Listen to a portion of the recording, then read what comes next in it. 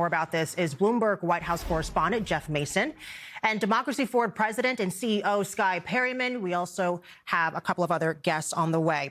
Jeff, let's start with you with this story here. You know, Judge Jeanine Pirro's office didn't just drop the charges against David Hearn. They really blasted the administration for the rush and botched renovation, along with Park Police, calling out Doug Burgum. What do you think about the message here overall? Well, the message is mixed because they're not in line with what President Trump is saying. And she certainly was at the very beginning. I mean, she came out in her initial press statement and was very critical of the former Olympian and basically blamed it on vandals in the same way that President Trump was doing. But as Senator Kennedy just referenced in that clip that you played, there's a big difference between political messaging online or in front of the press and what you say in a courtroom.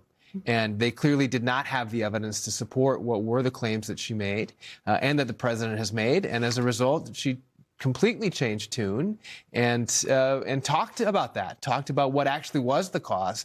And that cause was not vandalism from this man. And Skye, I'm interested to hear from you as well. You know, for you as a lawyer, how embarrassing would it be if you so adamantly stated there was evidence against the defendant only to have to do a 180?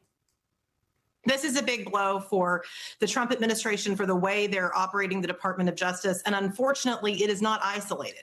It is not surprising to us that we see this about face by the administration, that they can't back up the allegations that they've made in court. That is something that we see every day in a range of cases. And unfortunately, it's also not surprising that federal agencies under this administration's leadership, like, for instance, the Department of Interior in this case, are caught with their hand in the cookie jar, not making correct and accurate statements. We've seen this across the board. We're seeing this in the election context, where the Social Security Administration has had to come out and say that they made incorrect statements to a federal court with respect to DOJ's access to individual Americans' data. So unfortunately, this is another part of a highly troubling pattern. But the important thing for everyone to pay attention to here is that here the truth is winning out. And that's one of the things that our court system does, is it forces the administration to have to answer to maybe brash political claims it's making. The facts just don't add up. And that is a good thing when we see the courts forcing this type of transparency. Skye, just to follow up on that, we know that, David Hearn and his legal team have asked for an apology from the administration. But yes, do you think they'll go as far as to press for charges or a lawsuit?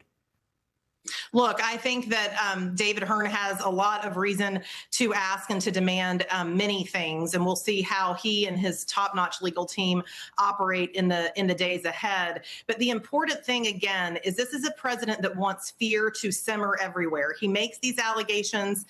He wants people to be afraid of being targeted by the Department of Justice or targeted by the administration. And this is yet another example of where the administration's words just do not match up, and how the court system, the lawyers, and brave people like Mr. Hearn are pushing back successfully. Jeff, let's talk about the anti-weaponization fund. After saying that it was dead, Trump really renewed his push for this fund in order to get it passed. What do you think is behind President Trump not being able to let this go? He's like a dog with a bone. A handful of things. I mean, I think the latest message that he gave today is negotiating ploy. I mean, he's trying, I think, to get the senators who are not supporting Todd Blanche right now to come around, because what he's saying is basically, if you don't come around, then I'm going to do exactly what you don't want, which is bring this back into play. And their question the whole time has been, well, isn't it in play anyway? We want more than just a verbal promise. We want it to be written down. And that concern is being proven right based on the fact that the president at Camp David and in the post that he made today is basically still dangling it and is making very clear that he still wants it, even though Todd Blanche said under oath, this is dead. And Skye, same question to you. I mean, it seems so simple, right? Take a pen, take a piece of paper, you write it down. So why is the president so persistent in getting this fund approved? Well, look, I mean, we've already blocked the fund in federal court. And one of the reasons the court blocked it is because while Todd Blanche is claiming on the one hand that that the fund is not operational, he refuses to swear under oath in the court of law that that's the case. And I think you see that because the president is making a variety of demands here. This is just another part of the president's retribution agenda that not only is it unpopular with the American people, but it continues to be blocked in courts. And I think you're going to see, of course, we're seeing Congress push back as well. But I think we got to also bring this back to what is at stake here for people across this country. We are in the middle of an affordability crisis, a healthcare crisis. There are so many problems that the American people need to see their government, need to see this administration trying to address. And instead of addressing those, the president continues to be bent on pushing this type of a retribution agenda. So we'll continue to block it and fight it in the courts. And I think you'll see Congress push back as well. Yeah, and so many Americans have said this is not how they want their tax dollars spent. You know, Jeff, last word to you. Where do you see this sort of standoff that we're seeing between what's called like the YOLO squad and President Trump sort of going from here? Well, I think the thing that we don't want to forget is it's not just these couple senators concerned about Todd Blanche who are opposed to that fund.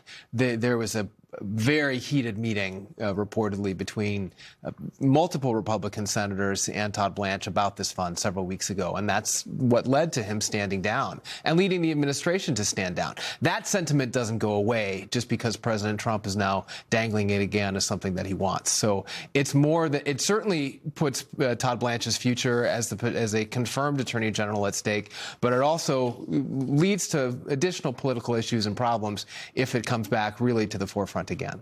As the saying goes, time will tell. Time will tell. Jeff Mason, thank you so much for your time, as well as you, Skye Perryman. Always good to see you, and we'll see you next time. All right, now to new developments.